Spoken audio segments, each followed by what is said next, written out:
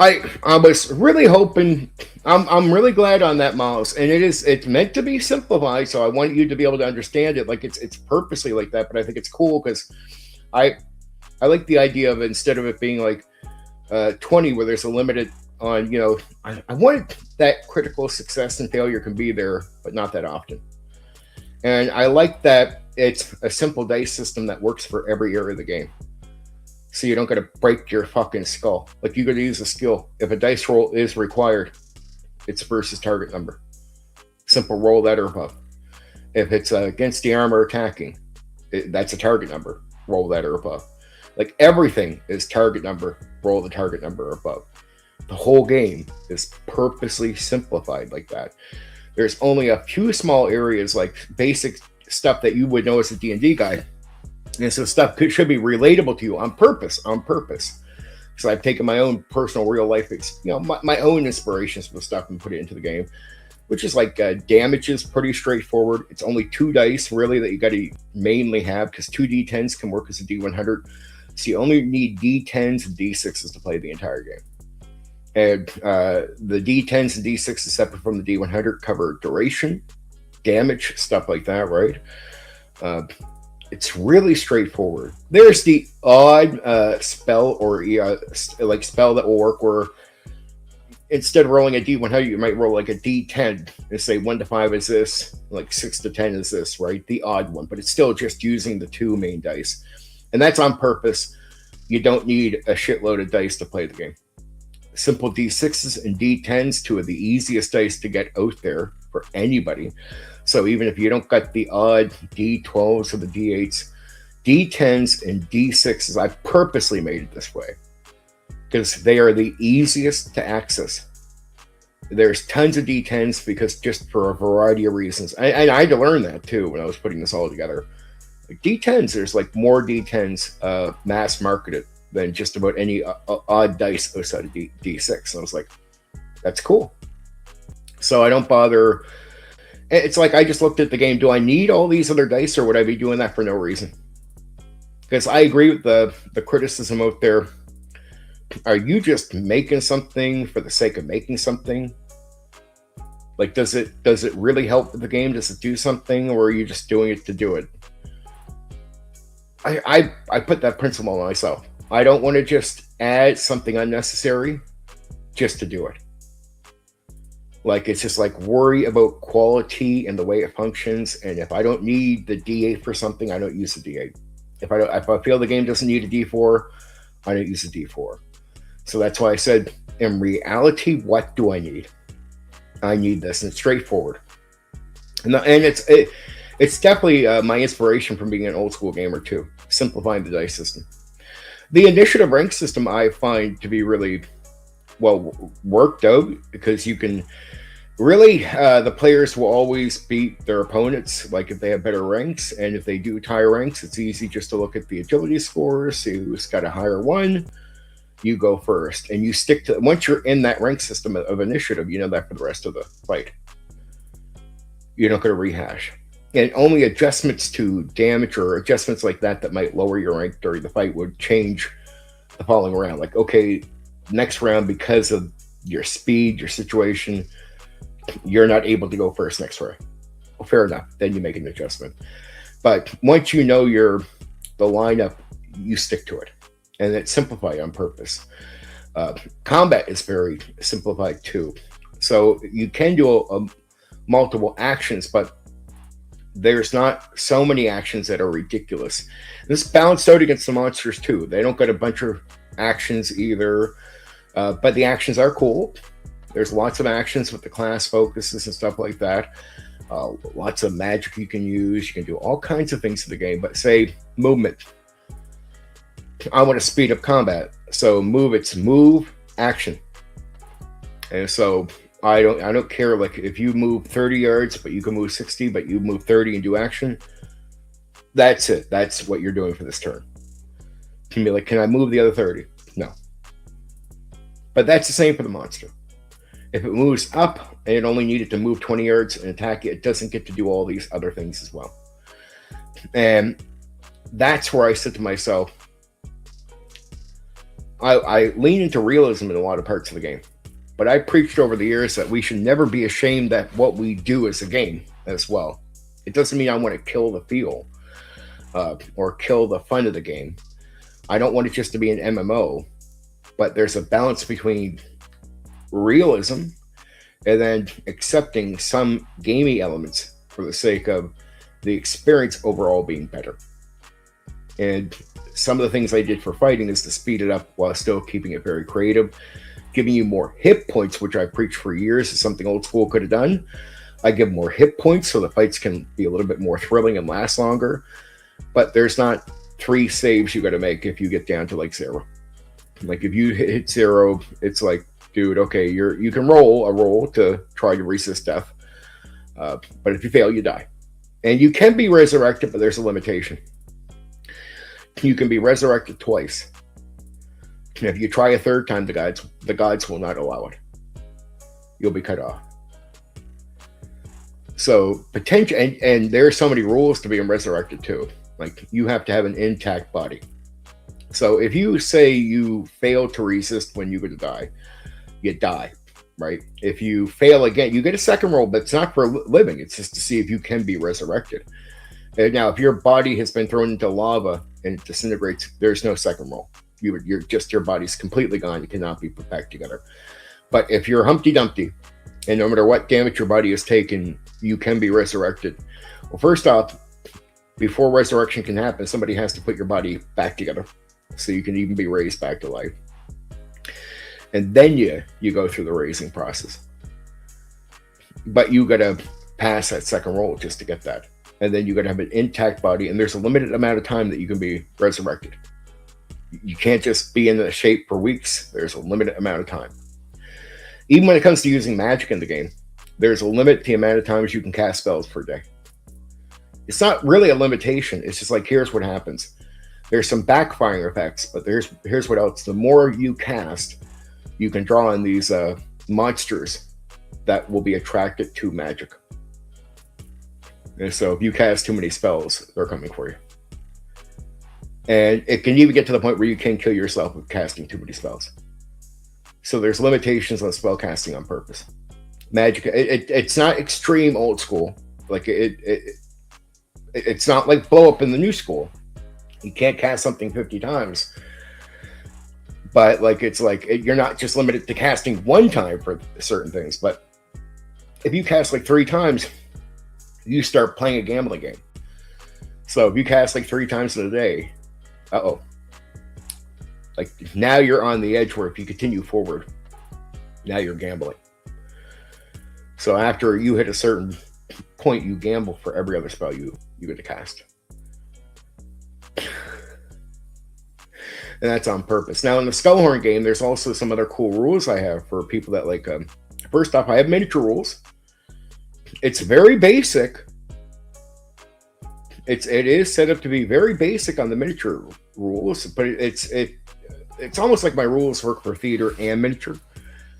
But it is saying I do respect people that want to use miniatures. It's just not a complicated set of rules at all. So there is some miniature rules, but there's also warfare. So there's a way of warfare simulation. There's siege war that you can do, and naval warfare as well. So, and the siege warfare and naval warfare are not simulation. Agreed, basic is good, and it's made just anybody can learn, anybody can do this. But it allows you to use miniatures if you want. And it is about keeping the speed of combat. It's the extension of health that I think is my major win. So if you don't want just fighting to be over, like it doesn't mean some very extreme attacks can't potentially kill you in one shot. Like a gunshot with a certain amount of max damage, especially early, could kill you. But I mean, that has to be the extreme, the critical with the max damage. So it can happen. The percentage amount of times that you would be shot dead in one shot right away, not frequent. It could take 2. Some potentially situations take more. So the extended meat on the bone is what I think is the secret to my combat playing out really well. Like, it gives you a little bit longer lasting. It allows you to lean into combat instead of hiding from combat all the time, especially early on. But it doesn't give you the overkill that 5e does. When you get to the death part, you can die. It's deadly. But what it does is it allows it to be more thrilling and last a little bit longer. And it doesn't take, like, instead of, say, a 20-minute fight in AD&D 2nd edition, this might extend that fight 15 to 20 minutes. Where I'm not picking on 5e, but I'm just being a realist here. And you know the combat, and so do I. That 20 minutes can turn into an hour and a half to 2 hours in 5e. I didn't want my combat to be that. But I understood the combat with more meat on the bone would definitely be more time. So you're probably adding 15 to 20 minutes onto that, which I think is not bad and gets you the combat you want. So instead of it being very tight old school combat that might not be appealing to a lot of people, like the extreme stuff, mine is a bit more, could add 15 to 20 minutes on, but it gives you a more thrilling fight situation, more meat on the bone to fight. So more survivability in that way, more of a chance to get away, right? Escape, not be shot down, instantly dead right away. And don't get it wrong, some of the monsters definitely have some low hit points where you could kill some of them in like one shot, but a fair amount of them have good health. And it's not meant to be a game where you're constantly fighting like 5e, but I don't want it to be a game where there's almost no combat at all. So it's, how can I say? It's one where you don't have to be super strict with combat as a game master. You can put a fair amount in, but it doesn't have to be frequent D&D combat. You know what I mean? It's like you don't have to do one fight every 4 sessions like some old school games. You could even get away with, potentially, if you really push it, is at least at the very least a combat almost every session if you really want to, right? You could do that, and the game is made for that potential. It doesn't have unrealistic healing either. See, where I might push on the little bit of gameplay where I make you go 40 yards and not let you extend movement because you're doing action. I won't let you do a long rest. But it doesn't mean there's not healing in the game. And a fair amount of it if you want to lean into it, right? But it's like magic healing. It's like a herbal healing and more of it. So I understand the point of the long and short rest, right? But I personally found that to be too unrealistic gaming. Like, that's too MMO for me. Like, you sleep that night and suddenly your wounds are all good the next day because I was like, okay, that's a bit too gamey for me. So how do I balance that out? Well, I don't want strict healing like, say, old school, where healing it takes forever. I don't want tedious healing, but I don't want supremely unrealistic healing either. So how do I find a balance? You got to be careful with your healing, but if you go in wise with it, you can extend it out and keep extending it right to the point where you can pretty much, if you play the cards right and you're very careful with how you use it as a resource, even when you're doing stuff, you can do a lot of healing and keep moving forward. Like, it's not long and short rest in the same way, but it's definitely not standstill like old school. So it's me trying to find a balance between the two, right? And I think it's a satisfactory balance. I've been game testing it for 15 years, so I'm very happy with that part of the system. Skills, a lot of them are not like action skills, so they're not like feats or something. And now you might say you like feats, right? Okay, I used to criticize the WotC feats and say, I wish they were just built into the classes, right? So I don't know, like, I don't exactly copy feats, but what you would call feats, I know you would call these feats, some of them are just unique abilities, are built into the classes. So instead of you choosing them, the class you choose will have a number of these abilities, and you don't get them all right away. You get like 1 or 2 starting off, and then you get more as you level up.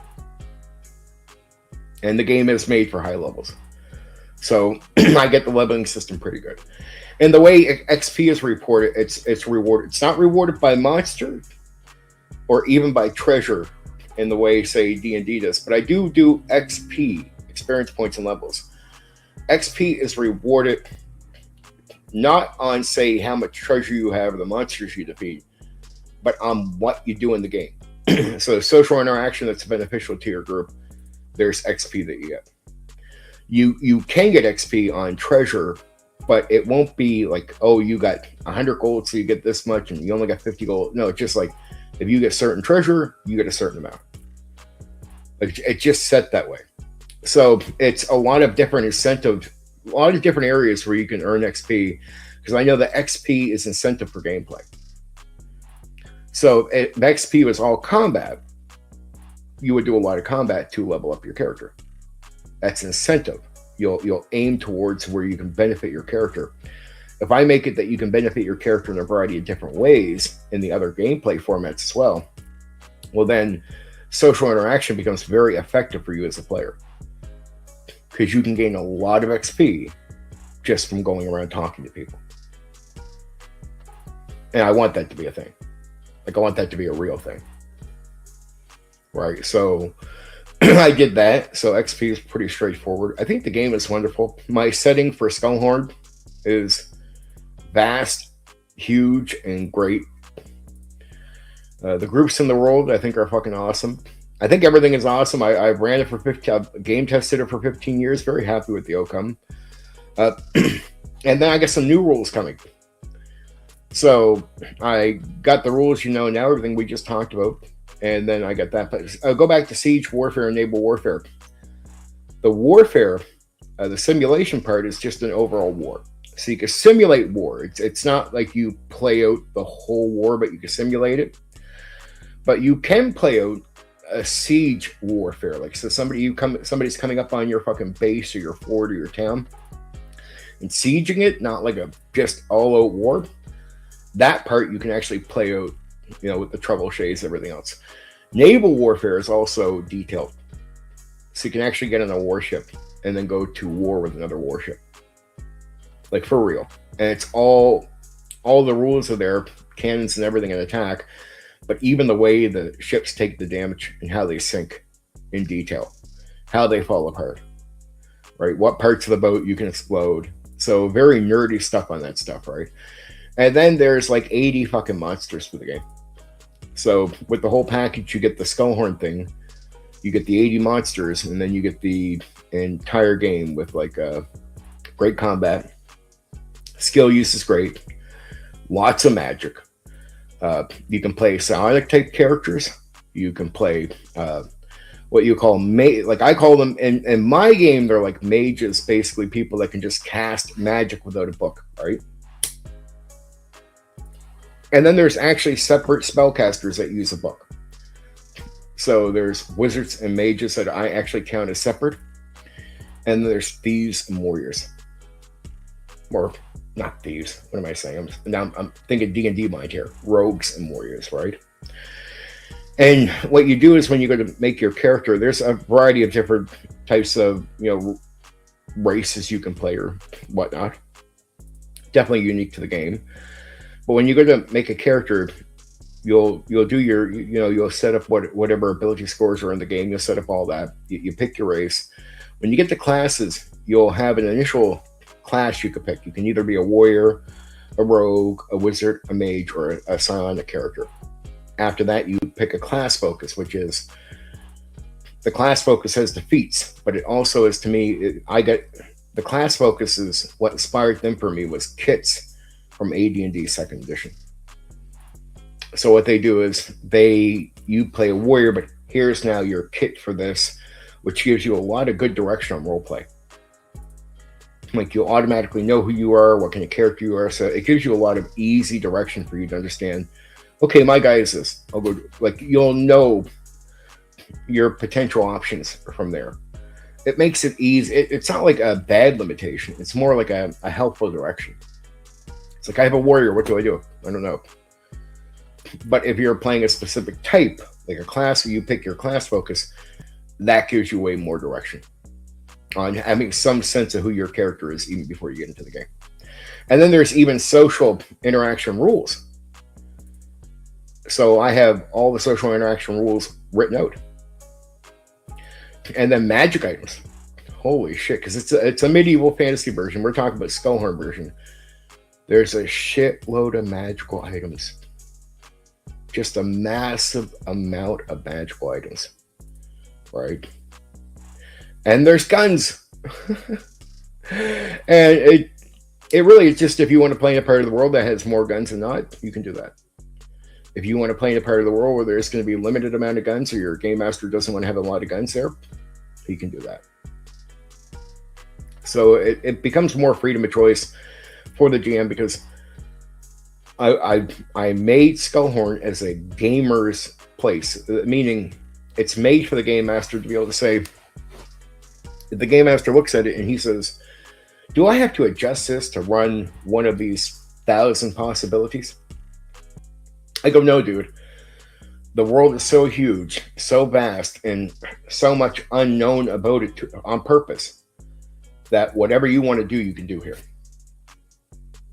You want a place with less magic? You do less magic. You can have a place with less magic. If you want a place with more magic, you can have a place with more magic. If you want to have a place where only these monsters are showing up, I got the everywhere monsters. I got the monsters set to locations.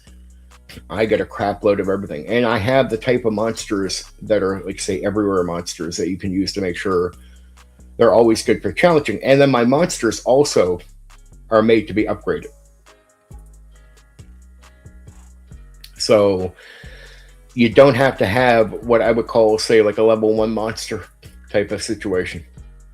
Like they could take on a variety, but you can improve them, and there's improved versions of them.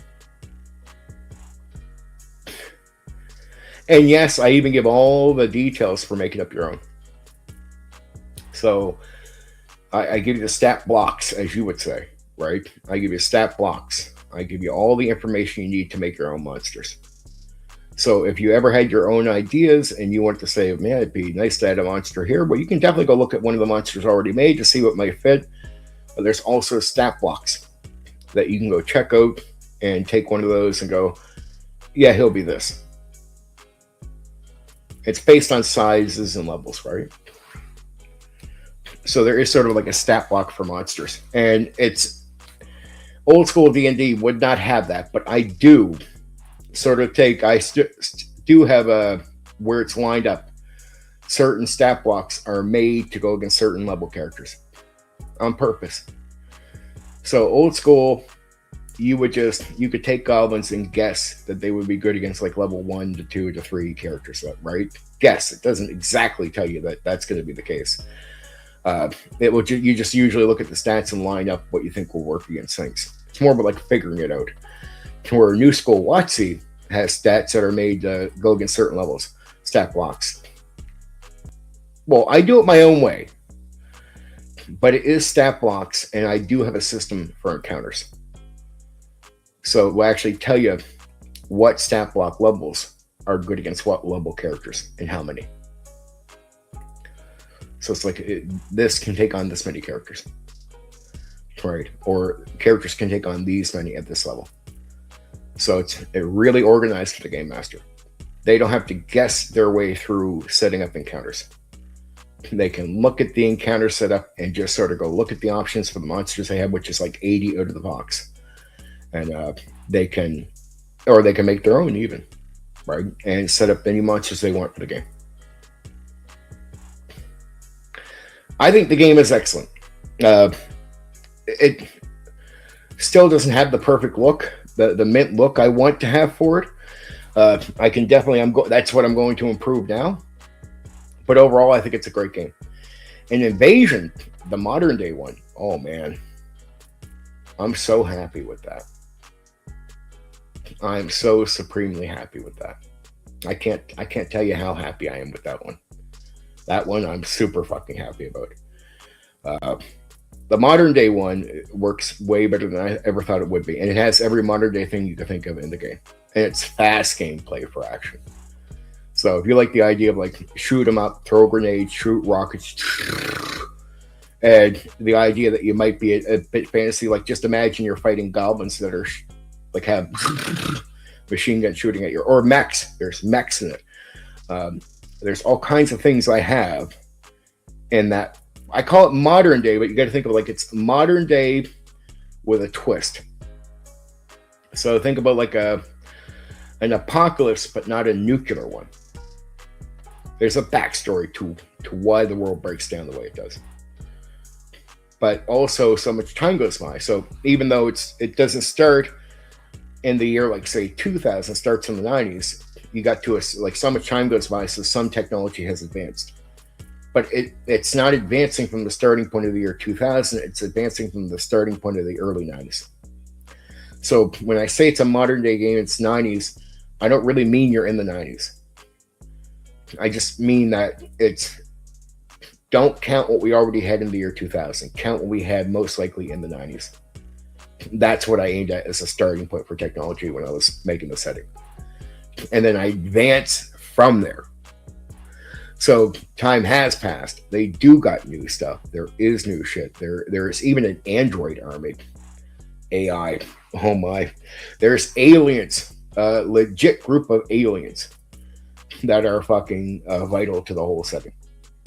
And it doesn't have 80 monsters like the Skullhorn one, but it does have a variety of enemies, like enough that you will not be lacking enemies. And the enemies are definitely made for being able to level them up and down. So for variety, right? And the modern day one is kick-ass. If you like the idea of being able to get out there and just shoot guns or have a fucking go at it like that, that game is everything. Burst, machine guns, everything. And it's fast. It's very diddly, but there again, we go back to that system of there's more meat on the bone. So don't think of the extreme diddliness of old school. But again, think of it as not as super protective on the end, like on the death end, as 5e. But there's more hit points in 5e. It's just that you won't have to spend forever draining the hit points like you do in a 5e fight. Like, it's different. It's not made for the same kind of fighting, but the fighting is exciting. And again, a 20-minute combat in old school is 40 minutes in this, but at least it's not 2 hours. Now, it doesn't mean some fights, because in all games, even old school can have an hour-long fight, depending on the fight, right? So I'm just saying, in comparison, if you get a version of a 20-minute fight in one of these games, it's 40 minutes, not 20 minutes. It's not 2 hours.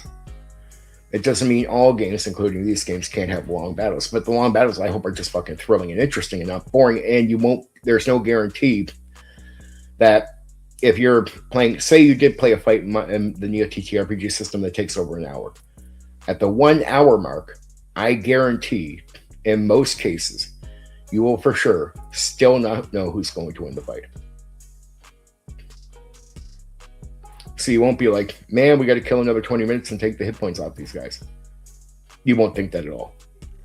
Even at that stage, even when you get a hit, they will still be capable of being dangerous to you. So without the security of like, oh, we're fine, we just got to take their hit points down, that is not the experience you'll have. It doesn't mean that you won't be a hit at that stage in some cases, right? And you think but you won't be thinking, I got to take the hit points down. You'll be thinking, let's play safe and not get killed. We've got these guys. And that's the mindset I want you to have. Not like you feel like, oh, I just got to drain these guys. I don't want you thinking that. I want you to think like you're still on the edge, but you are ahead. And if you play smart, you got it. But at any stage, this can still be dangerous to you. All right, so that's the type of mindset I want to purposely create, like to have that happen rather than people feeling like they're lingering in a long fight where they shouldn't be in the fight that long.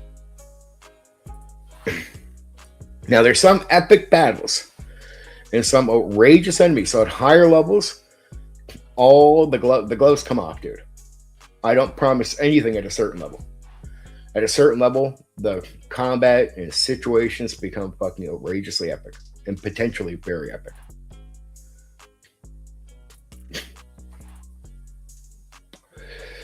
I even have sort of a champion mode some monsters can be met in.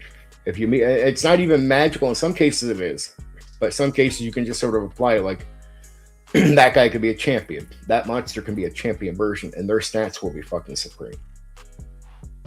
So, like, you might meet a normal version of that thing, but if you made a champion version of that thing, uh-oh. Right.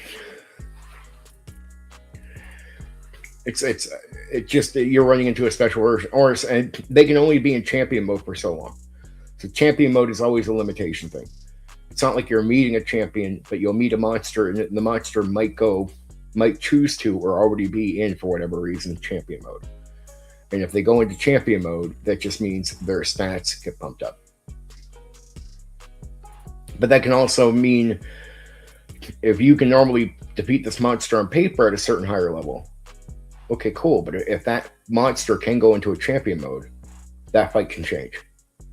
It goes from you could kick its ass normally at this stage now, suddenly that thing's a challenge. So I do care about combat, but again, I lean heavy into the social interaction, and I make that meaningful by making rules to it and making that you can get a credible amount of experience points just from talking in character in the best ways. So there's a lot of incentive to use your social interaction time to help your group get ahead, help yourself get ahead, right?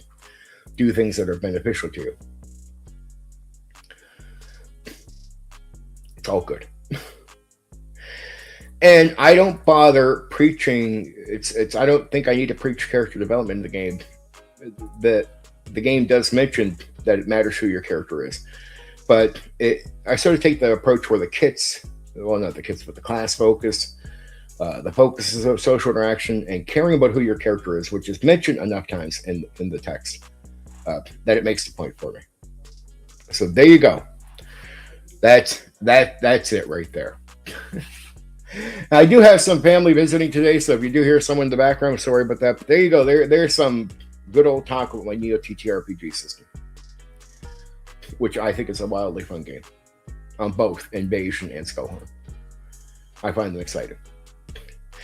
And it is a balance where I'm glad it sounds appealing to you, because it is purposely made to be a middle ground between old school and new school. Like, on purpose. I purposely said I don't want to just purely do old school, but I want to bring old school principles I don't see much in new school. But how do I do that? How do I bring that to the new school and still make new school people satisfied? And this is where I'm trying to create a bridge that I think is not there that well in most games.